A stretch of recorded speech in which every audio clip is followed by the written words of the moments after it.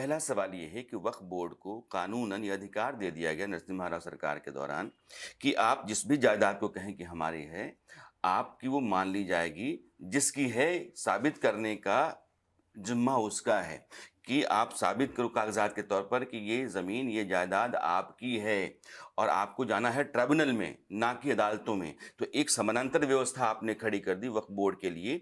आप इसको कहते हैं कि ये हमारे धार्मिक मामलों की देख-रेख में दखल है। अगर सवाल आप पर ये होए कि 50,000 एकड़ ज़मीन थी 2004-5 में, आज की तारीख में 8.5 लाख एकड़ ज़मीन है। जहाँ भी आपने सार्वजनिक ज़मीन पर मस्जिद बना दी, आपने दरगाहें खोल दी, वो सब संपत्ति बोर्ड की हो जाती है, वक्फ बोर्ड की हो जाती है। तो देश के भीतर कानून के दायरे से बाहर जाकर के कोई व्यवस्था खड़ा करते हैं, तो देश और समाज दोनों के लिए खतरा है।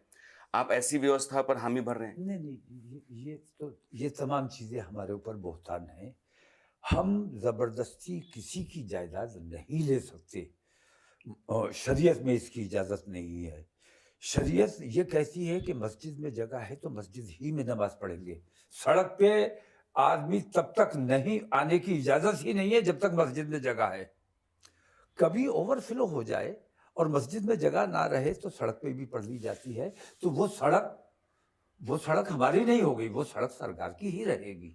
सच्ची बात ये है कि ये तमाम धर्मों को अपने कंट्रोल में लेना चाहते हैं और मंशा क्या है मैं समझ नहीं पा रहा हूँ। कंट्रोल में कैसे? मैं जानना चाहता हूं कि एक ऐसी व्यवस्था जो आज़ाद है, अदालतों से बाहर है, कानून के दायरे से बाहर है, उसको अदालतों के दायरे में, कानून के दायरे में लाना, ये व्यवस्था को बहाल करना है या फिर अपने हाथ में लेना है? नहीं, मुझे अदालतों के दायरे में लाना बिल्कुल बहुत अच्छी बात है और हम अपने देश के संविधान के से बाहर किसी भी हालत में नहीं जाना चाहते, नहीं जाते हैं।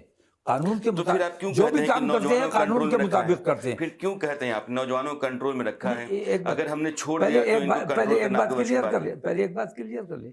औकाफ के हवाले से मैं ये कहता हूँ कि वक्फ में जो कुछ भी तरमीम करने की कोशिश की जाए, वक्फ आज़ाद नहीं है, सरकार के ही कंट्रोल में होता है और जो भी आदेश जारी होते हैं उनके सीईओ बैठा हुआ इन्हीं की तरफ से होता है, वही जारी करता है।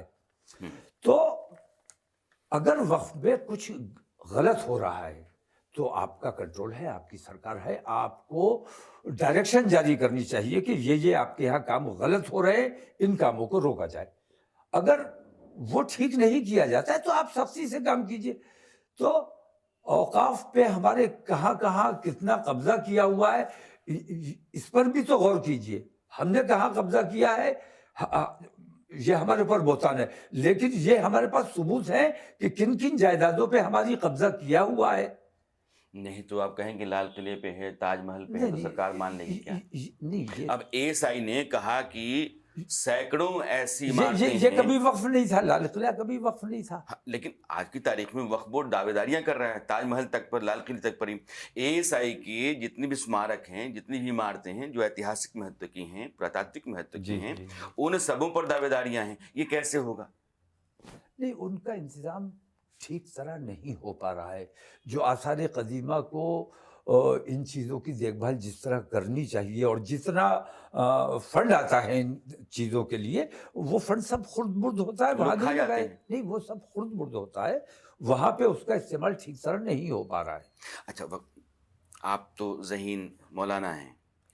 कोई भी ऐसी व्यवस्था जिसमें पैसों का आना जाना जो है वो रिकॉर्ड पे ना हो, आप सरकार को ना बताना चाहें, वैसी जायदाद जिस पर कुछ लोगों का कब्जा है वो पूरी जमात के किसी काम का ना हो, ऐसे लोग जो समाज में गिने चुने हैं और उन्होंने अरबों की संपत्ति पर कब्जा जमा रखा हो सिर्फ वक्फ के नाम पर, ये चलता है क्या?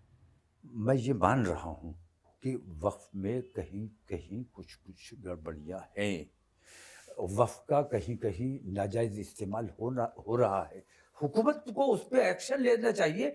हुकूमत को वक़्फ़ बोर्ड को डायरेक्शन जारी करनी चाहिए कि ये जो नाजायज़ कब्ज़े हैं, आपने 100 साल के लिए लीज़ पे दिया हुआ है, ये ठीक नहीं है।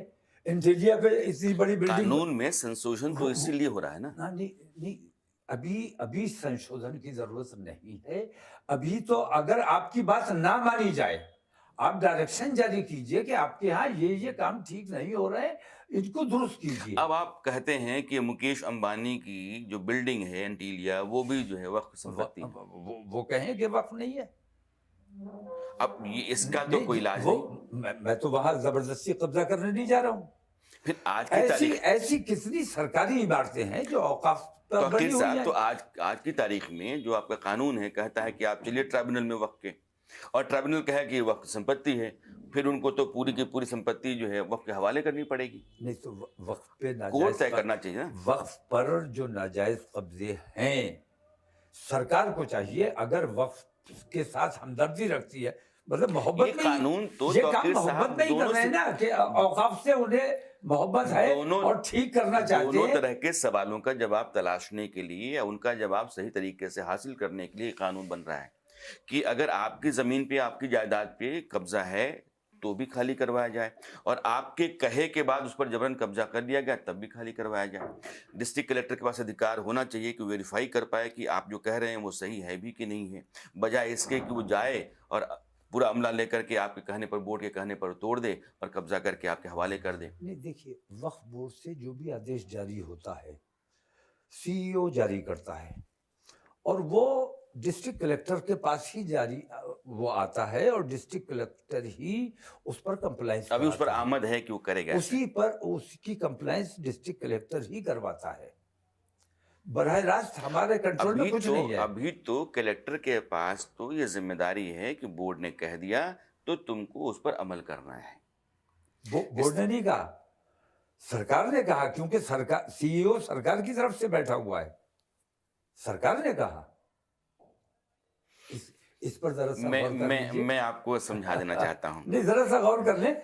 सरकार जो का आपका ही केयर टेकर है, जिसको आप मतलबी कहते हैं, मुतवल्ली, तो मुतवल्ली जो है वो आपका है, जी, जो पूरा ट्राइब्यूनल बोर्ड है वो आपका है, चेयरमैन आपका है, तो लाजमी है कि उस दायरे में आप जब इंसाफ नहीं पाते हैं तो हिंदुस्तान की अदालतों में जाकर के आप इंसाफ के लिए दरवाजा खटखटाएं। ये गुंजाइश नहीं दी आपने, कानून ने नहीं दी। नहीं तो ये सरकार कहती है कि ये होना चाहिए। एक आदमी के बुनियादी अधिकार को बहाल करने की कोशिश को आप गलत मानते हैं। नहीं तो ये सब तमाम सरकार की फिर आप देखरेख, क्यों कहते हैं कि तमाम काम सरकार की देखरेख में हो रहे हैं। चेयरमैन कोई भी आदेश जारी करे, उसका पालन तब तक नहीं होगा जब सीईओ जारी नहीं करेगा, और सीईओ सरकार का आदमी है, सरकार का नुमाइंदा है। वो आदेश डीएम के पास जाएगा, डीएम सरकार का है। इतना जरूर है कि औकाफ का मुतवल्ली गैर मुस्लिम नहीं हो सकता, मुस्लिम हो सकता है सिर्फ। बस इतनी सी जो बात है, उसी से मैं समझता हूं सरकार को तकलीफ है कि ये अधिकार और सबके पास भी आ जाना चाहिए। बहुत सारे हैं, इसी के लिए अब है कि सनातन बोर्ड बनाया जाए। सरकार एक तो जो, मैं सनातन बोर्ड की हिमायत भी कर रहा हूं, और मैं सनातन बोर्ड का मेंबर भी नहीं बनना चाहता। ये उनका काम है, ये वो ही करेंगे जो मेरा काम है। मस्जिदें मौलाना देखेंगे, अपने मंदिर उधर के धर्म, हाँ, लेकिन वो कानून के दायरे में होना, इस तरीके से वो सरकार कानून को के काम दायरे में करना होना चाहिए। चाहिए। सरकार का काम बस इतना है कि वो रेगुलेट कर दे, एक सिस्टम डेवलप कर दे ताकि उसके भीतर चलता रहे। सिस्टम तो ऐसा बना ना हो कि हुआ है, कुछ लोगों सरकार की को, मिल्कियत, ये सिस्टम सारे बने हुए हैं, सरकार उन सिस्टम्स को खराब करने की कोशिश कर रही। सिस्टम बने हुए हैं, उन सिस्टम में कहीं अगर कोई गड़बड़ हो रही तो ये गड़बड़ हो रही है। कि नौजवानों को कंट्रोल में रखा है, अगर छोड़ देंगे तो आपके वश की बात। मैं, देखिए, लिंचिंग होती है, हमने अपने नौजवानों को कहा कोई रिएक्शन नहीं देना है, कंट्रोल में रखा। कानून किसी भी कीमत पर अपने हाथ में नहीं लेना है। मस्जिदों पर हमला कर दिया जाता है, मस्जिदें बुलडोज कर दी जाती है, दरगाहें नामो निशान मिटा दिया जाता है, घरों पर हमला कर दिया जाता है, दुकान लूट ली जाती है। हमने अपने नौजवानों से कहा कि कानून के दायरे में जो कुछ भी होगा कानून के दायरे में किया जाएगा। मैंने ये कहा, ये कह के ये डराने की कोशिश नहीं कर रहा हूँ कि मैंने कंट्रोल किया हुआ।